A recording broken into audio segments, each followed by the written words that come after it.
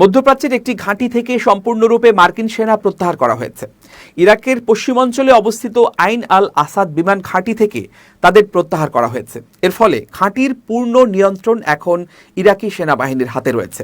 18 জানুয়ারি বার্তা সংস্থা রয়টার্সের এক প্রতিবেদনে এ তথ্য জানানো হয়েছে। ইরাকের প্রতিরক্ষা মন্ত্রণালয় এক বিবৃতিতে জানিয়েছে, যুক্তরাষ্ট্রের নেতৃত্বাধীন জোট বাহিনী দীর্ঘদিন ধরে ঘাঁটিটি ব্যবহার করছিলেন, তবে সেখান থেকে তাদের সরে যাওয়ার পর ইরাকি সেনারা আনুষ্ঠানিকভাবে দায়িত্ব গ্রহণ করেছে। 2024 সালে ওয়াশিংটন ও বাগদাদ একটি সমঝোতায় পৌঁছায়। এর আওতায় ইরাক থেকে যুক্তরাষ্ট্র নেতৃত্বাধীন জোট বাহিনী ধাপে ধাপে প্রত্যাহার এবং ভবিষ্যতে একটি দ্বিপাক্ষিক নিরাপত্তা সম্পর্ক গড়ে তোলার পরিকল্পনা করা হয়। আইন আল আসাদ বিমান ঘাঁটি বহু বছর ধরে মার্কিন ও জোট বাহিনীর অন্যতম প্রধান ঘাঁটি ছিল।